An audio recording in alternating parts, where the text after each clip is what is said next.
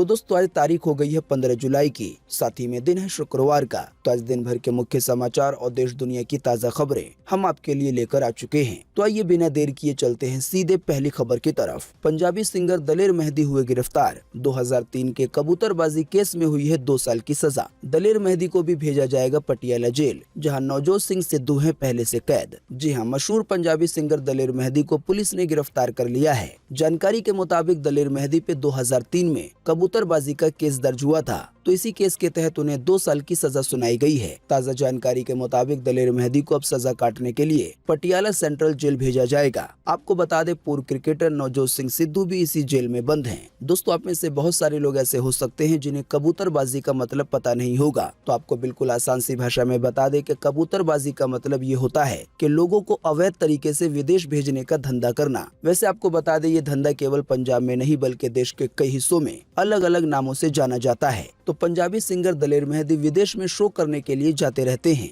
जिस केस में उन्हें 2 साल की सजा सुनाई गई है, तो उसी केस को लेकर ये उन पर आरोप है कि शो के लिए जाते वक्त वो 1998 और 99 में अवैध तरीके से 10 लोगों को अपने साथ अमेरिका ले गए थे। उन्होंने इन लोगों को अपनी टीम का हिस्सा बताया था। उन्हें विदेश ले जाने के बाद बदले में उनसे पैसे लिए गए थे। आइए चले अगली खबर की तरफ। भारत में सामने आया मंकी पॉक्स वायरस का पहला मामला। यूएई से केरल लौटे शख्स की रिपोर्ट आई है पॉजिटिव। अब केंद्र यानी कि भारत सरकार ने इस मामले में राज्यों को जारी कर दिए हैं निर्देश। जी हां, भारत में मंकी पॉक्स के पहले मामले की पुष्टि हो गई है। ताज़ा जानकारी के मुताबिक एक मरीज अभी हाल ही में 3 दिन पहले संयुक्त अरब अमीरात यानी कि यूएई से केरल के कोल्लम में पहुंचा है। अभी हाल ही में बीते गुरुवार को केरल की स्वास्थ्य मंत्री वीना जॉर्ज ने बताया है कि मरीज में तेज बुखार और शरीर पे छाले जैसे लक्षण देखे गए हैं, जिसके बाद उसे अस्पताल में भर्ती कराया गया। फिलहाल वो खतरे से बाहर है। स्वास्थ्य मंत्री जॉर्ज ने ये भी बताया है कि ये व्यक्ति विदेश में मंकी पॉक्स के मरीज के संपर्क में आया था। साथ ही ये भी जानकारी आई है कि मरीज के संपर्क में आए उसके माता पिता, टैक्सी ड्राइवर, ऑटो ड्राइवर समेत फ्लाइट में साथ आने वाले 11 यात्रियों की भी जांच की जाएगी। दोस्तों, आप नहीं जानते हैं तो आपको बता दें, मंकी पॉक्स मीटर.com के डेटा के मुताबिक अब तक 73 देशों में 10,000 से ज्यादा मरीजों की पुष्टि हो चुकी है, यानी कि 73 से ज्यादा देशों में ये मंकी पॉक्स वायरस फैल चुका है। आप नहीं जानते हैं तो आपको ये भी बता दें कि जब किसी को मंकी पॉक्स वायरस हो जाता है तो उसके शरीर पर काफी बड़े बड़े बहुत सारे दाने निकल जाते हैं, और जाहिर बात है ये दाने बड़ी तकलीफ देते हैं। तो दुनिया भर में मंकी पॉक्स के मामले तेजी से बढ़ रहे हैं। इसे देखते हुए भारत सरकार भी एक्शन मोड में आ गई है। अभी हाल ही में बीते गुरुवार को केंद्रीय स्वास्थ्य सचिव राजेश भूषण ने सभी राज्यों और केंद्र शासित प्रदेशों को चिट्ठी लिखकर मंकी पॉक्स के खिलाफ सतर्कता बरतने और स्वास्थ्य मंत्रालय की गाइडलाइन का पालन करने की सलाह दी है। आइए चले अगली खबर की तरफ। ट्रू कॉलर ने लॉन्च किया कमाल का ऐप, रियल टाइम में कर सकेंगे किसी से भी बात। जी हाँ, ट्रू कॉलर ने अपने एक नए ऐप को लॉन्च कर दिया है। ट्रू कॉलर के इस ऐप का नाम ओपन डोर्स है, जो कि एक real time audio chat app है।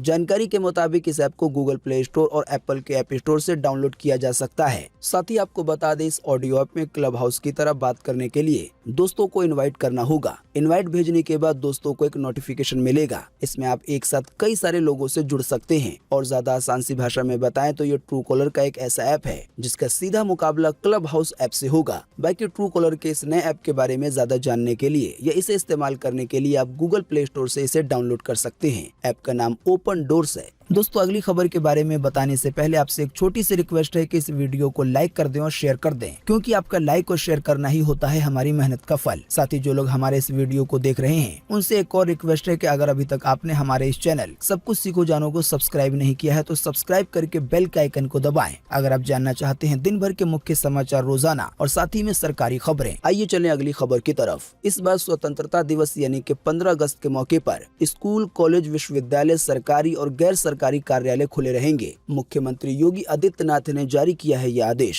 जी हां, स्वतंत्रता दिवस पे पहली बार स्कूल, कॉलेज, विश्वविद्यालय, सरकारी और गैर सरकारी कार्यालय और महत्वपूर्ण बाजार खुले रहेंगे। ताज़ा जानकारी के मुताबिक इस बारे में उत्तर प्रदेश के मुख्यमंत्री योगी आदित्यनाथ ने कहा है कि स्वतंत्रता दिवस इस वर्ष प्रत्येक जिले में एक विशेष कार्यक्रम के रूप में मनाया जाएगा, क्योंकि ये स्वतंत्रता का 75वां वर्ष है, यानी कि देश की आजादी का 75वां साल। तो इसी के तहत मुख्य सचिव DS मिश्रा ने कहा है कि दीपावली की तरह विशेष स्वच्छता अभियान चलाया जाएगा और साथ ही उन्होंने कहा कि इसे राष्ट्रीय जन आंदोलन बनाया जाना चाहिए। दोस्तों, कुल मिलाकर बिल्कुल आसान सी भाषा में कहें तो इस बार का 15 अगस्त एक खास त्योहार के रूप में मनाया जाएगा। आइए चले अगली खबर की तरफ। ललित मोदी और सुष्मिता सेन करेंगे शादी। पूर्व IPL कमिश्नर ने ट्वीट करके पूर्व मिस यूनिवर्स यानी कि सुष्मिता सेन को बेटर हाफ कहा है और कहा है कि जल्दी हम शादी कर लेंगे। जी हाँ, IPL के पूर्व चेयरमैन ललित मोदी ने अभी हाल ही में बीते गुरुवार की शाम करीब 6 बजे ट्विटर पे अपनी शादी पूर्व मिस यूनिवर्स यानी कि सुष्मिता सेन से होने का ऐलान किया है। उन्होंने एक्ट्रेस सुष्मिता सेन को बेटर हाफ बताया है। पहला ट्वीट तो उन्होंने ऐसा किया जिससे लगा कि शादी हो गई है, लेकिन बाद में उन्होंने एक और ट्वीट किया जिसमें उन्होंने कहा है कि मैं ये बात साफ करना चाहता हूँ कि अभी शादी नहीं हुई है। फिलहाल अभी हम एक दूसरे को डेट कर रहे हैं, लेकिन जल्द ही शादी भी हो जाएगी। दोस्तों, वैसे आप नहीं जानते हैं तो आपको बता दें, सुष्मिता सेन का अभी हाल ही में अपने बॉयफ्रेंड से दिसंबर 2021 में ब्रेकअप हुआ था। दोनों ने एक दूसरे को 2.5 साल तक डेट किया था। सुष्मिता सेन के जो बॉयफ्रेंड थे उनका नाम रोहमन शॉल था और वो सुष्मिता से 15 साल छोटे थे।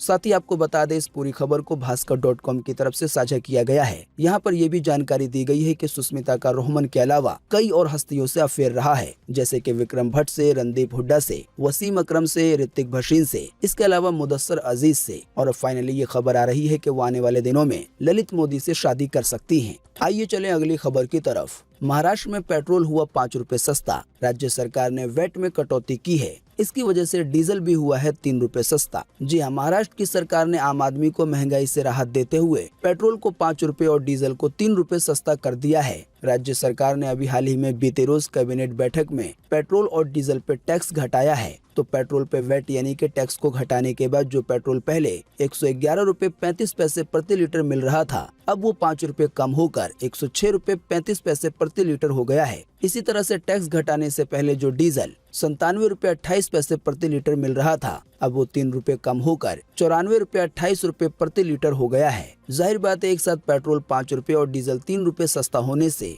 महाराष्ट्र की जनता को अच्छी राहत मिलेगी। आइए महंगाई और सस्ताई से जुड़ी देखें एक और खबर। अगली खबर में खाने पीने का सामान हुआ महंगा, लेकिन महंगाई दर घटी। फ्यूल और पावर हुआ है सस्ता। आइए बताएं ज्यादा जानकारी। जी हाँ, थोक महंगाई लगातार 15वें महीने डबल डिजिट में बनी हुई है। हालांकि थोक मूल्य सूचांक आधारित यानी कि WIP महंगाई दर जून में 15.18% पर आ गई है। हालांकि थोक मूल्य सूचकांक आधारित यानी कि WPI महंगाई दर बीते जून के महीने में 15.18% पे आ गई। इससे पिछले महीने यानी कि मई में ये 15.88% थी। यानी कि जो थोक महंगाई है उसमें मई के मुकाबले में जून के महीने में सस्ताई देखने को मिली। हालांकि एक तरफ जहां महंगाई दर थोड़ी सी घटती नजर आई, लेकिन वहीं दूसरी तरफ कई चीजों के दाम बढ़ गए हैं। जैसे कि बीते कुछ हफ्तों में सब्जी के दाम में काफी बढ़ोतरी देखने को मिली है। हालांकि अंडा, मीट और मछली की महंगाई में थोड़ी सी सस्ताई दर्ज की गई है। दोस्तों, अगली खबर के बारे में बताने से पहले आपके लिए एक बड़ा सर्वे और एक बड़ा सवाल इसी खबर से जुड़ा हुआ। दोस्तों, जैसा कि अभी हमने आपको बताया कि महाराष्ट्र की सरकार ने पेट्रोल को 5 रुपए और डीजल को 3 रुपए सस्ता कर दिया है, वैट यानी कि टैक्स घटा के।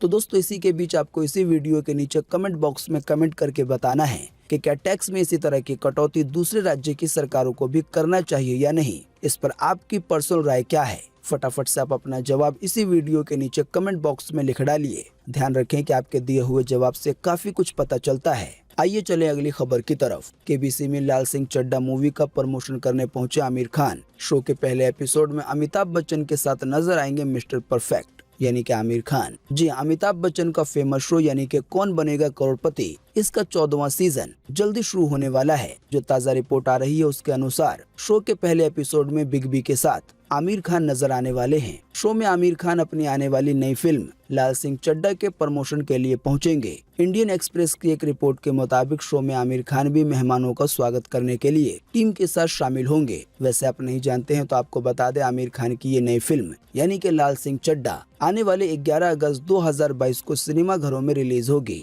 साथ ही आपको बता दें, अमिताभ बच्चन के पॉपुलर गेम शो कौन बनेगा करोड़पति में इस बार प्राइज मनी 7 करोड़ रुपए से बढ़ाकर 7.5 करोड़ रुपए कर दी गई है। इतना ही नहीं, आजादी के 75 साल पूरे होने के मौके पर गेम शो में एक नया पड़ाव भी शामिल किया गया है। हाल ही में शो के मेकर ने इन सभी बातों को साझा किया था। आइए चलें अगली खबर की तरफ। इंग्लैंड ने दूसरे वनडे में भारत को 100 रन से हराया। अब सीरीज में दोनों टीमें हैं 1-1 की बराबरी पर। जी हां, भारत और इंग्लैंड के बीच 3 वनडे मैचों की सीरीज का दूसरा मुकाबला इंग्लैंड ने 100 रन से जीत लिया है। इस जीत के साथ इंग्लैंड की टीम 3 मैचों की सीरीज में 1-1 की बराबरी पे आ गई है। जाहिर बात है, अब जो तीसरा मैच होगा वही फैसला करेगा कि वनडे की ये सीरीज किस टीम के नाम होगी। इस मैच में पहले बल्लेबाजी करते हुए इंग्लैंड की टीम ने 246 रन बनाए थे। हालांकि इसके जवाब में भारतीय टीम 146 रन पर ही सिमट गई और वनडे सीरीज का ये दूसरा मुकाबला 100 रन से हार गई। बाकी मैच से जुड़े ज्यादा अपडेट आपकी स्क्रीन पे दिखाए जा रहे हैं, आप चाहे तो वीडियो रोककर देख सकते हैं। आइए चलें अगली खबर की तरफ। एसएससी में 12वीं पास युवाओं के लिए निकली है बम्पर वैकेंसी। आने वाले 29 जुलाई तक कर सकते हैं अप्लाई। 69,000 रुपए तक मिल सकती है सैलरी। जी हां, सरकारी नौकरी की तैयारी कर रहे युवाओं के लिए अच्छी खबर है। जानकारी के मुताबिक कर्मचारी चयन आयोग यानी कि एसएससी ने हेड कांस्टेबल ड्राइवर के 1411 पदों पर वैकेंसी निकाली है, जिसके लिए 30 साल की उम्र तक के 12वीं पास उम्मीदवार एसएससी की ऑफिशियल वेबसाइट यानी कि ssc.nic.in पे जाकर आने वाले 29 जुलाई तक आवेदन कर सकते हैं। बाकी आपको इस भर्ती से जुड़ी ज्यादा जानकारी इसी ऑफिशियल वेबसाइट पे मिल जाएगी।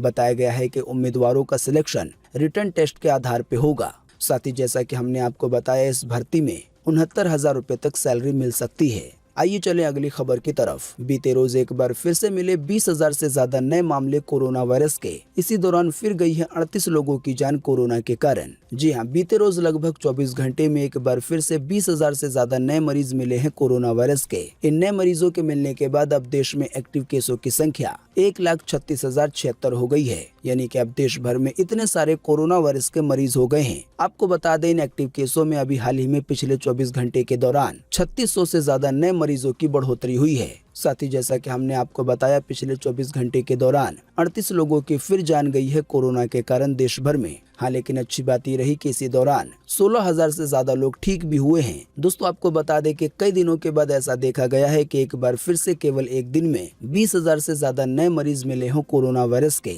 साथ ही आपको बता दें, बीते कई दिनों से एक्टिव केसों की संख्या लगातार बढ़ती जा रही है।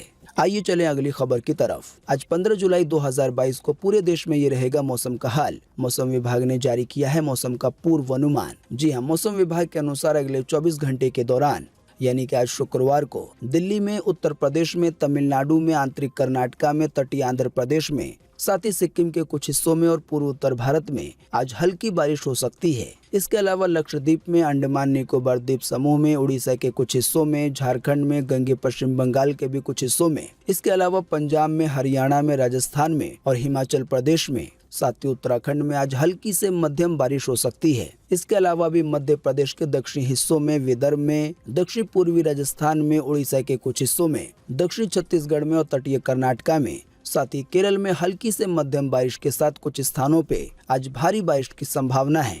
इसके अलावा हिमाचल प्रदेश, उत्तराखंड और तेलंगाना के भी 1-2 स्थानों पर भारी बारिश की संभावना है। साथ ही एक और जानकारी के मुताबिक अगले 24 घंटे के दौरान दक्षिण गुजरात में भी मध्यम से भारी बारिश की संभावना है आज शुक्रवार के लिए। आइए चलें अगली खबर की तरफ। बिहार में दूसरी शादी के लिए नीतीश सरकार ने बनाए नियम। आइए बताएं ज्यादा जानकारी। जी हां, बिहार सरकार में किसी स्तर के कर्मी यानी कि जो सरकारी कर्मचारी है, उसकी दूसरी शादी तभी वैध मानी जाएगी जब इसके लिए पहले सरकार से अनुमति ली गई होगी। अगर दूसरी शादी की पर्सनल लॉ से मान्यता मिल गई है और सरकार से अनुमति नहीं मिली है तो ये शादी मान्य नहीं होगी। जानकारी दी गई है कि बिना सरकार की अनुमति के पति या पत्नी के जीवित रहते हुए अगर कोई दूसरी शादी कर लेता है और दूसरी शादी से अगर कोई संतान पैदा होती है तो फिर वो नौकरी पाने का हकदार नहीं होगा। किसी सरकारी सेवक यानी कि कर्मचारी के सेवा काल के दौरान मृत्यु के बाद ऐसी संतान अनुकंपा के आधार पे नियुक्ति के लिए तैयार होने वाले विचार प्रस्ताव के लिए भी कहीं से मान्य नहीं होंगे। कुल मिलाकर आसान सी भाषा में कहें तो दूसरी शादी को लेकर बिहार सरकार ने यह आदेश जारी किया है